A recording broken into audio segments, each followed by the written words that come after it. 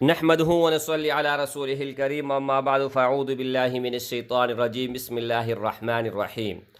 آج کے اس ویڈیو میں 2 آیات کریمہ آپ سب کے سامنے شیئر کرنے والا ہوں، اور ان 2 آیات کریمہ کی برکت یہ ہوگی کہ جب تک آپ زندہ رہیں گے تو آپ غریب نہیں ہوں گے، مفلس نہیں ہوں گے، محتاج نہیں ہوں گے، اور نہیں آپ کسی مصیبت میں گرفتار ہوں گے، اور نہیں آپ کے اوپر کوئی مشکل پیش آئے گی، اور نہیں اچانک کوئی مصیبت آپ کے دروازے پر آئے گا۔ ایک تو یہ ہے کہ جب تک آپ زندہ ہوں گے تو ہر قسم کے مصائب سے، ہر قسم کے مشکل سے، اور ہر قسم کے پریشانی سے اللہ جل شانہ خود ضمانت دیتا ہے، اس کا رسول خود ضمانت دیتا ہے کہ یہ 2 آیات جو پڑھے گا تو اللہ جل شانہ ان پر کسی بھی قسم کا ان پر عذاب نہیں آئے گا، چاہے وہ دنیاوی ہو چاہے وہ اخروی ہو۔ لیکن یہاں پر ایک بات یہ ہے کہ آپ کا دل صاف ہونا چاہیے۔ انما الاعمال بالنیات، محبوب رسول اللہ صلی اللہ علیہ وآلہ وسلم فرماتے ہیں جو بھی آپ کام کرتے ہیں تو ان میں آپ کا دل خالص ہونا چاہیے۔ اگر آپ دنیاوی کام کرتے ہیں ان میں دل آپ کا خالص ہے تو اللہ دین کا مرتبہ دے گا، دین پہ جو ثواب ملتا ہے وہی چیز آپ کو اللہ جل شانہ دے گا۔ اگر آپ کا دل خالص نہیں ہے، نیت خالص نہیں ہے، آپ آدھی رات کو اٹھ کر تہجد پڑھے، اللہ کو قبول نہیں ہے، الٹا آپ کو عذاب ملے گا۔ تو ان چیزوں کو سامنے رکھ کے ان کو مد نظر رکھتے ہوئے جو بھی میں آپ سب کو عمل بتانے والا ہوں ان پر آپ عمل کریں۔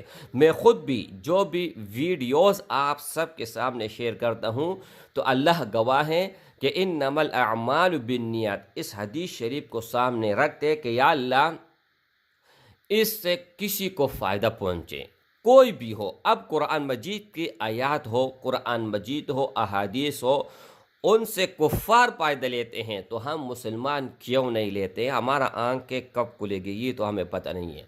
میرے بھائی، سب سے پہلے آپ کا عقیدہ ایمان مضبوط ہونا چاہیے۔ اب اگر آپ کسی کے دروازے پہ چاہتے ہیں، چاہے وہ افیسر ہو چاہے بڑا آدمی ہو، تو آپ 100% دل میں یہ بات بیٹھ کے جاتے ہیں کہ یہ میرا کام ہوگا۔ آپ بجائے یہ کہ اللہ میرا یہ کام کرے گا تو آپ کہتے ہیں فلان آدمی یہ میرا کام کر دے گا، فلان افیسر یہ میرا کام کر دے گا۔ اس کے سامنے آپ جاتے ہو، اللہ جل شانہ آپ کو ذلیل اور خوار کرتے ہیں، اللہ جل شانہ آپ کو بھیجتے ہیں۔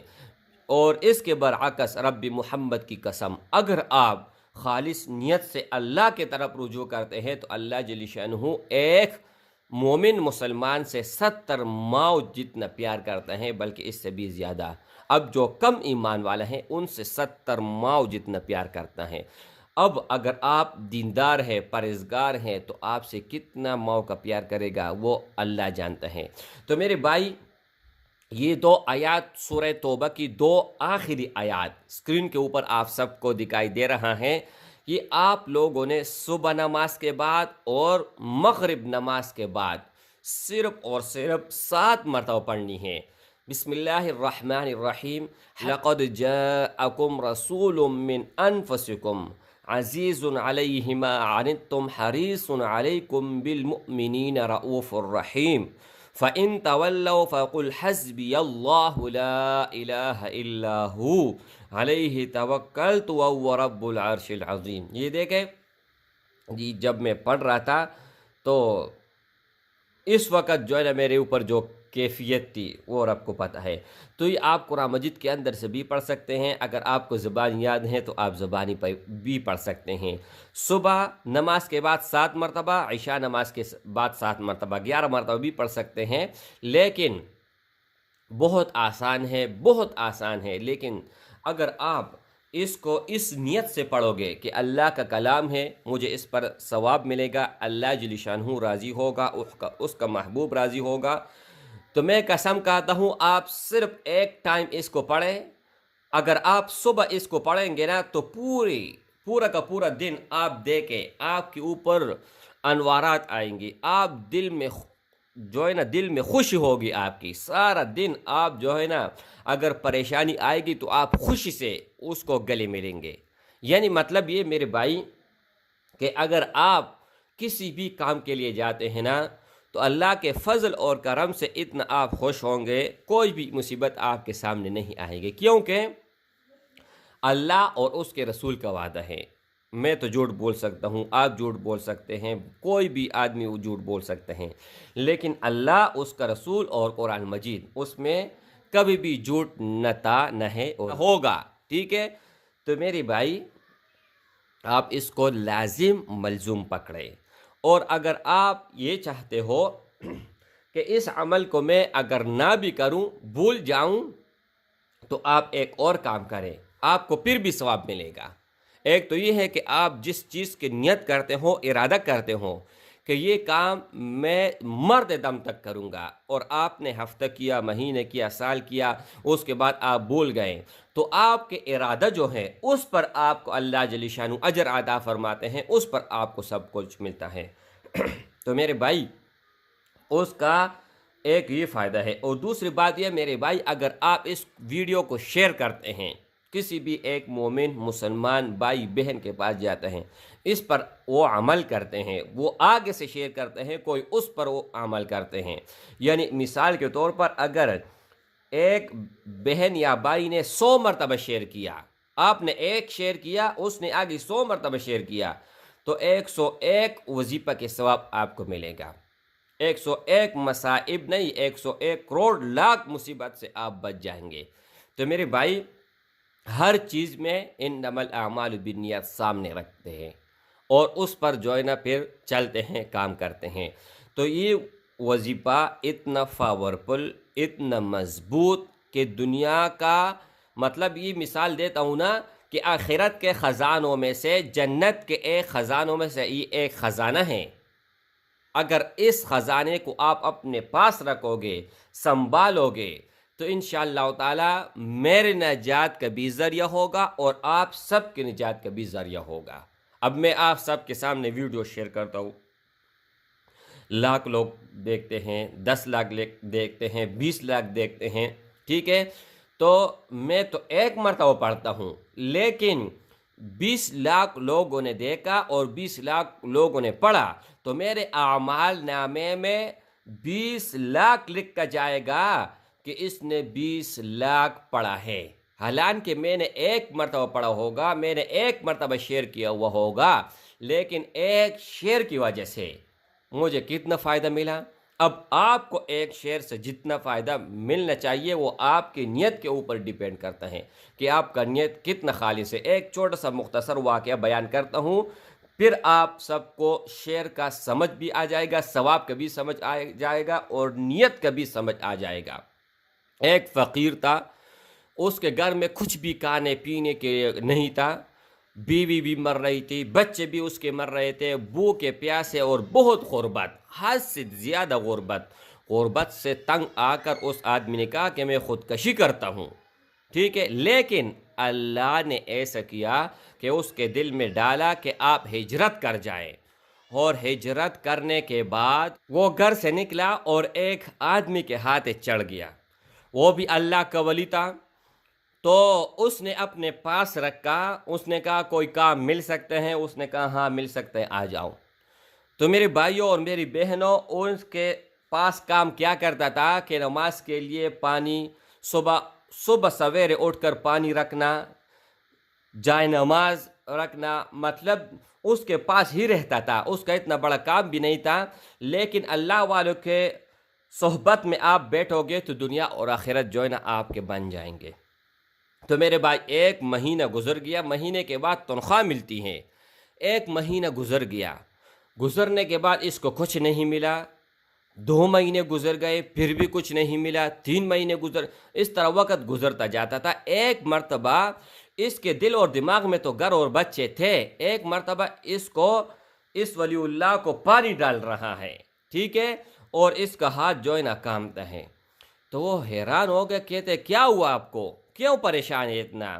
اس نے کہا کچھ نہیں ہے، اس وقت کے بادشاہ تو اس طرح تھے کہ آپ بات بھی نہیں کر سکتے تھے نا۔ اس نے کہا کچھ بھی نہیں ہے، اس نے کہا بولو وجہ کیا ہے؟ اس نے کہا اس طرح 6 مہینے ہو گئے، 6 مہینے کہ اپنے بچوں کو، اپنے بیوی کو ایسے حالت میں چھوڑا تھا، جس طرح حالت میں چھوڑا تھا اسی حالت جو ہے نا اس نے بتایا کہ اس حالت میں نے چھوڑا تھا۔ تو اس نے کہا اچھا، ٹھیک ہے، کچھ بھی نہیں کہا، لیکن اگلے دن اس کو ایک مطلب اس دور پہ، اگر اس دور کی میں بات کروں تو 1 روپے دے دیا۔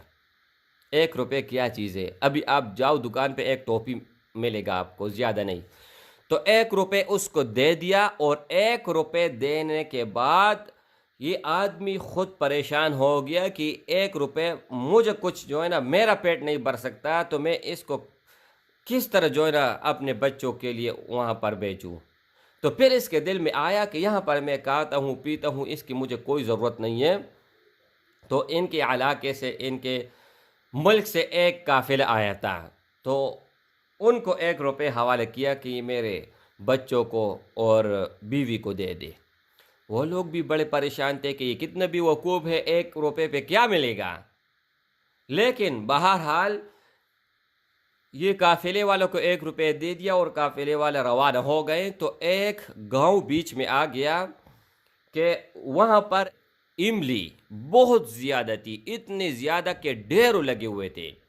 تو انہوں نے 1 روپے پہ 3-4 کچر بھر دیے، اور وہ املی خرید لیا۔ خریدنے کے بعد اس نے کہا بس یہ چیز مطلب زیادہ ملتا ہے، سستا بھی ہے، یہ گھر والوں کے دے دیں گے، تو اس کو بیچیں گے تو تھوڑا بہت فائدہ ہو جائے گا۔ تو میرے بھائیوں اور میری بہنوں، ایک اور گاؤں آ گیا، اور ان پر ایک مرض لاحق تھا، اور ایسا مرض کہ وہ املی کے بغیر نہیں اتر رہا تھا۔ تو لوگوں نے جب دیکھا، وہاں کے حکیموں نے بتایا کہ یہ املی کے بغیر یہ مرض نہیں جائے گا۔ تو لوگوں نے دیکھا، تو لوگ کو اتنی تو رش لگ گئی، اتنی کہ سینکڑوں لوگ قطار میں کھڑے ہو گئے۔ تو میرے بھائی، جب اللہ مدد کرتا ہے تو پھر اس طرح مدد کرتے ہیں۔ 1 روپے کے دیکھو، پھر 50,000 روپے جو ہے نا انہوں نے فائدہ کیا، 50,000 روپے کمائے۔ یہاں پر دیکھو اور یہاں پر دیکھو، 1 روپے اور 50,000 مل جل ہے؟ کوئی مل جل نہیں ہے۔ تو انہوں نے سارا املے جو ہے نا بیچ دیا، اور تھوڑا سا رہ بھی گیا، تو بچوں اور بیوی کو 50,000 روپے بھی دے دیا، تھوڑا سا املی بھی دے دیا۔ تو انہوں نے کیا کیا کہ گھر بنا لیا، نوکر رکھے۔ اس وقت 50,000 روپے، اور اس وقت پتہ نہیں کروڑ کتنے بنتے ہیں۔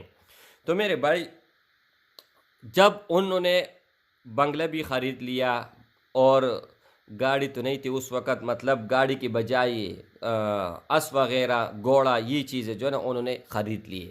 خریدنے کے بعد میرے بھائیوں، اس بیوی نے خط لکھا، اور خط لکھنے کے بعد اسی قافلے کو دے دیا، اور یہ خط اس آدمی کے پاس آ گیا، اور خط میں لکھا تھا کہ یہ اللہ کا شکر ہے کہ آپ نے 50,000 روپے بیچ دیے ہیں، اور لیکن قافلے والوں نے یہ نہیں بتایا ان گھر والوں کے کہ ہم نے کاروبار کے 1 روپے سے، بس ڈائریکٹ پیسے دے دیے کہ آپ کے شوہر نے دیے۔